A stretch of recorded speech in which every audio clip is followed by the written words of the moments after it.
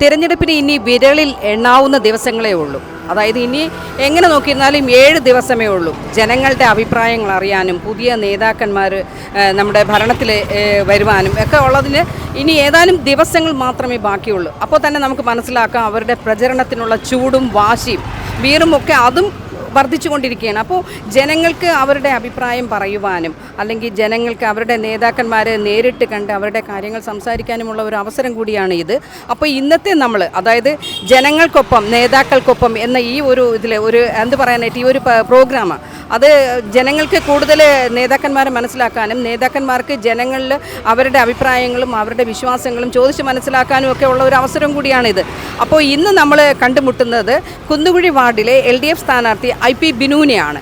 ബിനുവിന് പറയാനുള്ളതും ബിനുവിന് അതായത് ബിനു സഖാവിന് പറയാനും ബിനു സഖാവിൻ്റെ അണികൾക്ക് അല്ലെങ്കിൽ പ്രവർത്തകർക്കും അദ്ദേഹത്തെ സ്നേഹിക്കുന്ന ജനങ്ങൾക്കും പറയാനുള്ളത് എന്താണെന്നാണ് ഇന്നത്തെ ഈ ഒരു കാഴ്ചയിലൂടെ നമ്മൾ നിങ്ങൾക്ക് മുന്നിലേക്ക് എത്തുന്നത്. Okay, thank you. ഇതിൻ്റെ നമ്പർ എന്താവശ്യമുണ്ടെങ്കിൽ വിളിച്ചോ.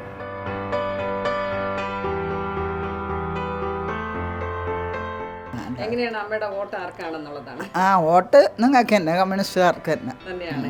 വിശ്വാസമാണ്. വിശ്വാസമാണ്. കാര്യം ഭർത്താവ് അതായിരുന്നു, എത്രയോ വർഷങ്ങളായി മരിച്ചുപോയി, 10 വർഷമായി.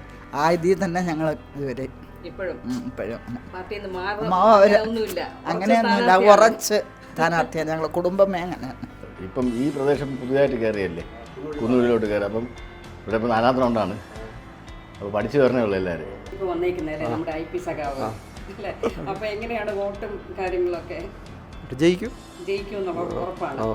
അപ്പോൾ പുതിയ വാർഡ് കയറി വന്നപ്പോഴത്തേക്ക് നിങ്ങളുടെ വോട്ട് എങ്ങനെയാണ് സ്പ്ലിറ്റ് ആവുന്നത്? അതോ ഞങ്ങളുടെ കുന്നുകുഴി വാർഡായി അല്ലേ? അപ്പോൾ നമ്മുടെ സ്ഥാനാർത്ഥി ആരാണെന്ന് അറിയാം, IP ബിനു. അപ്പോൾ ഉറപ്പാണ് ജയിക്കും എന്നുള്ളത്. 9-ാം തീയതി ഇലക്ഷൻ റിസൾട്ട് വരണം. 13 റിസൾട്ട് വരും, 9-ാം തീയതി ഇലക്ഷൻ. അപ്പോൾ ഉറപ്പായിട്ടും ബിനു IP മറന്നതല്ലേ കേട്ടോ. ഇതൊരു ബുക്ക്ലെറ്റ്. ഇതിനകത്ത് കുന്നുകുഴി വാർഡിൽ 15-20 കാലഘട്ടത്തിൽ നടത്തിയ ഒരു എന്തൊക്കെ നടത്തിയിട്ടുണ്ട്, ചെറിയൊരു രൂപരേഖ, മൊത്തം ഇല്ല, ചെറിയൊരു രൂപരേഖ അതിനകത്ത് വെച്ചിട്ടുണ്ട്. അത് കാണുമ്പോൾ മനസ്സിലാവും എന്തൊക്കെയാണ് ചെയ്തിട്ടുള്ളത്. ഫോട്ടോ ആൻറ്റി അവിടെ പ്രത്യേകം പറയണ്ടല്ലേ. ഇതിവിടെ കിട്ടിയ? ഇത് കിട്ടിയില്ലല്ലേ? ഇത് കിട്ടിയാ? ഇത് ചേട്ടന് എവിടെയാണ് വോട്ട്? വയസ്സ് 82. അല്ല, ഇപ്പൊ എവിടെയാണ് വോട്ട്? ചേട്ടൻ എവിടെയാണ് വോട്ട്? ബാട്ടൻഹില്ല്. അപ്പൊ ഇത്തവണ ഇലക്ഷന് ഭയങ്കര ഒരു എന്ത് പറയാനായിട്ട് ഒരു പോരാട്ടം തന്നെയാണ് നടക്കുന്നത് ഇത്തവണ. ഇടതുപക്ഷവും നമ്മുടെ BJP എല്ലാരും ഉണ്ട്. അപ്പൊ ഇതിൽ ആരായിരിക്കും ഇത്തവണത്തെ കോർപ്പറേഷൻ കൊണ്ടുപോകുന്നത് എന്നുള്ളതാ? ഉറപ്പാണോ? ഉറപ്പ്. എന്തുകൊണ്ടാണ് അങ്ങനെ പറയാൻ കാരണം? ഞാൻ എൻ്റെ നിയമം കൊണ്ട് പറയുന്നു.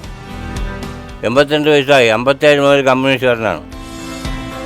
ഇന്നും കമ്മ്യൂണിസ്റ്റുകാരനാണ്. കണ്ണുകാഴ്ചയില്ലെങ്കിലും ഞാൻ പേശും മിഷീനൊക്കെ വെച്ചേക്കാണ്, ബാറ്ററി വെച്ച് ജീവിക്കുന്ന ആളാണ്. ഇന്നും ഞാൻ കമ്മ്യൂണിസ്റ്റുകാരൻ തന്നെ ഭരിക്കും. ഉറപ്പാണ്? ഉറപ്പ്. ഇത്തവണത്തെ തെരഞ്ഞെടുപ്പൊക്കെ എടുത്തിരിക്കുകയാണ്. അപ്പോൾ നമ്മുടെ സ്ഥാനാർത്ഥികളൊക്കെ അങ്ങോട്ടും ഇങ്ങോട്ടും എന്താ പറയാനായിട്ട് അറിയാലോ, ആര് ജയിക്കും എന്നുള്ളൊരു പടമാണ്. നമ്മളെ ബിനു IP തന്നെ ജയിക്കും. എന്തുകൊണ്ടാണ് അങ്ങനെ? അത് നമുക്ക് ഒരുപാട് സഹായങ്ങളൊക്കെ ചെയ്തിട്ടുണ്ട്. നല്ലൊരു മനുഷ്യനാണ്. അതുകൊണ്ട് ഞങ്ങൾ ആരും മറക്കൂല. ഇല്ല. അപ്പോൾ ഇങ്ങനെ തുടർന്നും നമ്മുടെ സഖാവ് തന്നെ വരണമെന്നുള്ളത് തന്നെയാണ്. വരണമെന്ന് തന്നെ ഞങ്ങളെ ഒറ്റ പിടി. ഞങ്ങൾ ആ പാർട്ടിയിൽ തന്നെ പ്രവർത്തിക്കുകയും ചെയ്യും. ഞങ്ങൾക്കൂടെ 10 വോട്ടുണ്ട്. 10 വോട്ടും ബിനു സാറിന് തന്നെയാണ് തന്നെ. അതിലൊരു മാറ്റവും ഇല്ല. അത് ശരി. സ്ത്രീ കൂട്ടായ്മ എല്ലാം ബിനു സഖാവിന്റെ കൂടെയാണ്. എല്ലാവരും കൂടെ തന്നെ. എന്താണെന്നൊക്കെയുള്ള വലിയൊരു ആകാംക്ഷയിൽ നിൽക്കുകയാണ് ജനങ്ങൾ. ആകാശം ഇതിപ്പം ബിനു സാർ ജയിക്കുന്നൊരു ഉറപ്പുണ്ട്. പിന്നെ അങ്ങനെ ഒരു ഉറപ്പ് കാരണം സാർ നമ്മൾ ആദ്യമേ കാണുമ്പോഴേ ഒരു സഹായിയാണ് എന്നൊരിതുണ്ട്. വ്യക്തിപരമായിട്ട് നല്ലൊരു മനുഷ്യനാണ്. പിന്നെ ഈ വോട്ടെന്ന് പറയണത് ഞാൻ ജനിച്ച നാൾ മുതലേ ഒരു വോട്ടാണ്. അത് ഈ വോട്ട് തന്നെ അന്നേ അത് തന്നെ. വോട്ട് നമ്മൾ ഐപിക്ക് തന്നെ ഐപിക്ക് തന്നെയാണ്. അവർ തന്നെ ജയിക്കും.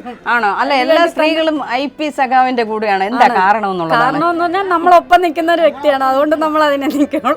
ആണല്ലേ? അത്രേ ഉള്ളൂ. എന്തൊക്കെയാ എന്ത് പ്രശ്നം വന്നിരുന്നാലും നമ്മളൊപ്പം നിൽക്കും. അതുകൊണ്ട് ഞങ്ങളും അവരൊപ്പം നിൽക്കും. അവർക്കൊപ്പം തന്നെ. അപ്പൊ ഈ വരുന്ന തെരഞ്ഞെടുപ്പിൽ ഇടതുപക്ഷം വരുമെന്നുള്ളത് ഉറപ്പാണ്. ഉറപ്പാണ്. സ്ത്രീ കൂട്ടായ്മ മുഴുവനും ഉറപ്പാണ്. ആണല്ലേ? നിങ്ങളുടെ എല്ലാരെയും വോട്ടപ്പം ബിനു ഐപിക്ക് തന്നെ. അപ്പൊ എങ്ങനെയാണ് പറഞ്ഞോ? നിങ്ങളുടെ മുദ്രാവാക്യം ഉണ്ടല്ലോ. പറഞ്ഞോ.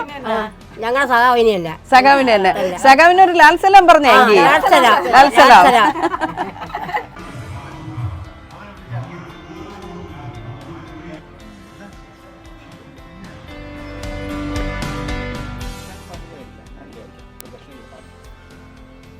സഖാവേ, ഇത്തവണത്തെ ഇലക്ഷൻ അത് പറയാനായിട്ട് ഭയങ്കര കൊമ്പ് കോർക്കലെന്നൊക്കെയാണ് പറയുന്നത്. പക്ഷേ എനിക്കങ്ങനെ പ്രകടനമൊക്കെ അല്ലെങ്കിൽ പ്രചരണം കണ്ടിട്ട് അങ്ങനെ തോന്നുന്നില്ല. അപ്പോൾ ഇത്തവണ വിജയ സാധ്യത എത്ര ശതമാനം അല്ലെങ്കിൽ എത്രത്തോളം ഉണ്ടായിരിക്കും എന്നുള്ളതാണ് ഇടതുപക്ഷത്തിന്? ഇടതുപക്ഷത്തിന് നല്ല വിജയ സാധ്യതയാണ്.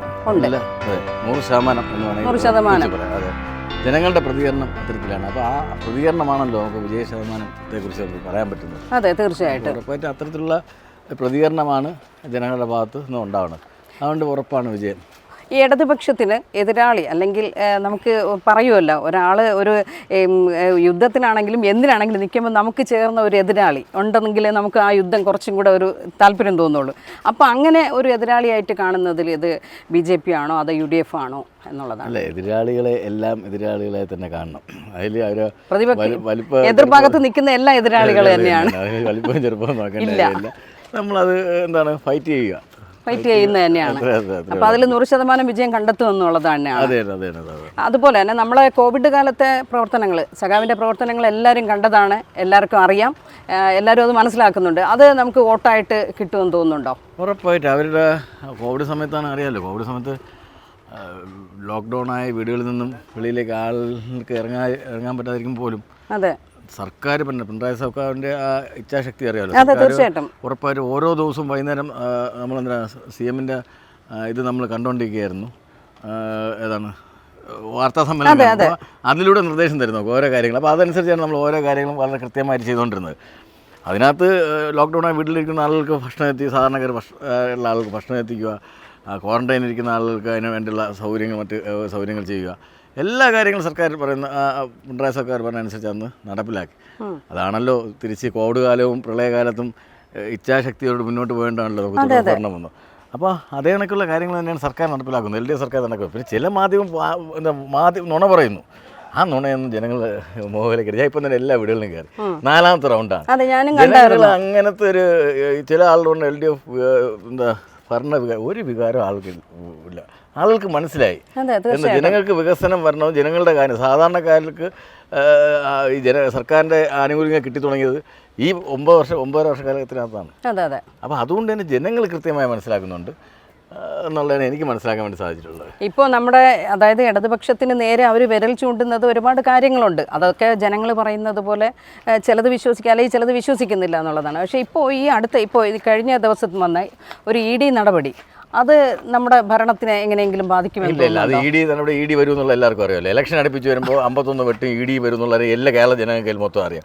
അപ്പോൾ അതുകൊണ്ട് അതൊന്നും വലിയ കാര്യമായിട്ടൊന്നും ജനങ്ങൾ ചെവികൊള്ളാറില്ല.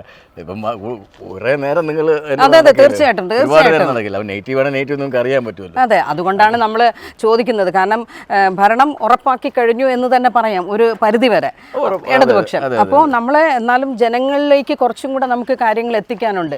കാരണം കുറച്ച് ആൾക്കാരാണെങ്കിലും അവരിന്നും ഒരു അതായത് ശരിയാണോ തെറ്റാണോ അല്ലെങ്കിൽ എന്താണ് എന്നുള്ളത് അറിയാനുള്ള ഒരു ആകാംക്ഷയുണ്ട്. അപ്പോൾ അതുകൊണ്ടാണ് സഖാവിനോട് ഇത്തരത്തിലൊരു ചോദ്യം ചോദിക്കേണ്ടി വന്നത്.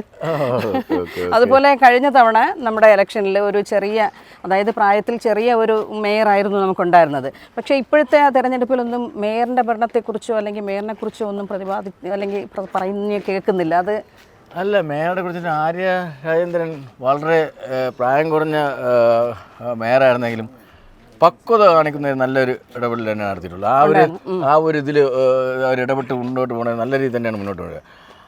നമ്മളെ ഈ നുണപ്രചരണങ്ങൾ നടത്തി ഒരാളെ നെഗറ്റീവ് ആക്കുക, ഒരാളെ നിരന്തരമായി നുണ പറഞ്ഞ് ആ ആര്യയെ അങ്ങ് വളഞ്ഞിട്ട് ആക്രമിക്കുന്ന രീതിയിലായിരുന്നു. അത് BJP ആയാലും കോൺഗ്രസ് ആയാലും കാണിച്ചിട്ടുള്ളത് വളരെ മോശപ്പെട്ട സമീപനമാണ്.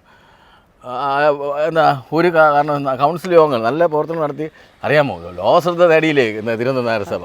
ഈ കേന്ദ്രം ഭരിക്കുന്ന സർക്കാർ BJP സർക്കാരിന് തിരുവനന്തപുരം നഗരസഭയ്ക്ക് എത്ര അവാർഡാണ് കൊടുത്തിട്ടുള്ളത്? അപ്പോൾ വെറുതെ കൊടുക്കും.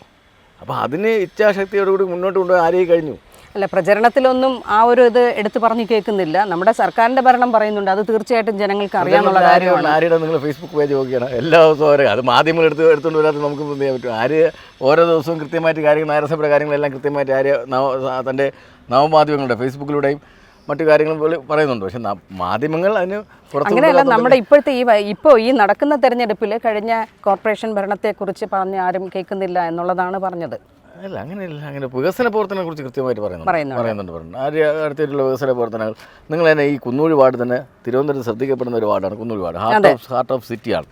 നിയമസഭ, MLA ഹോസ്റ്റൽ, IMG, ശാസ്ത്ര സാങ്കേതിക മ്യൂസിയം, വിജിലൻസ് മറ്റേ റൂറൽ SP ഓഫീസ്, വിജിലൻസിൻ്റെ main head office, vigilance head office, PWD ഓഫീസുകൾ, അങ്ങനെ ഒരുപാട്. പിന്നെ വിദ്യാഭ്യാസ സ്ഥാപനങ്ങളായ engineering college, law college, city school, ഒരു ഹിന്ദി B.Ed സെൻറ്റർ കണക്കുള്ള ഒരു വിദ്യാഭ്യാസ സ്ഥാപനം, അങ്ങനെ ഒരുപാട് മേഖല അടങ്ങുന്ന പ്രദേശമാണ് നമ്മളെ ഒരു വികാസ് ഭവൻ ഡിപ്പോ അടക്കം ഉണ്ട്. അപ്പോൾ എല്ലാം ഉണ്ട് കുന്നൂഴി വാർഡിനെ സംബന്ധിച്ചോളം. അപ്പോൾ അങ്ങനെ ഒരു പ്രദേശമാണ്, സിറ്റിക്കകത്തൊരു ഹാർട്ട് ഓഫ് പ്രദേശമാണ് നമ്മളെ കുന്നൂഴി വാർഡ്. അപ്പോൾ അതുകൊണ്ട് തന്നെ ശക്തരായിട്ടുള്ള എന്താ പറയുക പ്രവർത്തകരുണ്ടെന്നുള്ളതാണ്. നേരത്തെ ഇരുന്ന പഴയ AK സെൻറ്റർ, ഇപ്പം ഗവേഷണ ഇതായിട്ടുള്ള AK സെൻറ്റർ ഉൾക്കൊള്ളുന്ന SUCയുടെ സംസ്ഥാന കമ്മിറ്റി ഓഫീസ്, DYFI സംസ്ഥാന കമ്മിറ്റി ഓഫീസ്, കൈരളി ചാനൽ, അങ്ങനെ എല്ലാ മേഖലകളും വരുന്ന ഒരു പ്രദേശമാണ് നമ്മളെ കുന്നൂഴി. അതുകൊണ്ടാണല്ലോ എല്ലാവരുടെയും ജനശ്രദ്ധ ആകർഷിക്കുന്നതും ആ ഒരു വാർഡിലേക്കാണ്. അപ്പോൾ ആര് ജയിക്കും, എങ്ങനെയാണ് എന്നൊക്കെ ഉള്ളത് അറിയാനായിട്ട് ജനങ്ങൾക്കും ഒരുപാട് ആകാംക്ഷയുണ്ട്. ജനങ്ങൾക്ക് കൃത്യമായിട്ട് അറിയാം ആരെ ജയിപ്പിക്കണം. ജനങ്ങൾക്ക് കിട്ടുന്ന ആളുടെ ഒരു കാര്യം മനസ്സിലുണ്ട്. ഇപ്പോൾ 5 കോർപ്പറേഷൻ ഇലക്ഷനിലൊക്കെ ആൾ നോക്കുന്ന രാഷ്ട്രീയമൊന്നുമില്ല, രാഷ്ട്രീയത്തിനപ്പുറം വ്യക്തിപരമായിട്ട് അവർക്ക് ആളെ കിട്ടണം. അവരെ മുന്നിലേക്ക് ആൾ വരണം. അവർക്കൊരിപ്പം കറണ്ട് പോയാൽ വെള്ളം ഇല്ലെങ്കിൽ, അല്ല ഇപ്പം നമ്മൾ കേട്ടതാണ്, വീട്ടിലേക്ക് ഒരു സാധനം ഇറക്കുന്നതിന് വേണ്ടിയിട്ട് പോലും ചോദിക്കുന്നുണ്ട്. അപ്പോൾ ഇപ്പം ആലോചിച്ചതും അതാണ്, ഒരു ഇലക്ഷന് നിൽക്കുമ്പോൾ ആൾക്കാരുടെ ഏതൊക്കെ കാര്യങ്ങൾ അറിയേണ്ടി വരും, അന്വേഷിക്കേണ്ടി വരും എന്നൊക്കെ ഉള്ളത് മനസ്സിലായിട്ട്. കറണ്ട് പോയാൽ, വെള്ളമില്ലെങ്കിൽ, അതെ, റോഡ് പൊളിഞ്ഞു കിടന്നാൽ, എന്തിന് പൂച്ചയോ പട്ടിയോ വഴിയിൽ ചത്ത് കിടന്നാൽ വിളിക്കണം ആദ്യം കൗൺസിലറിനെയാണ്.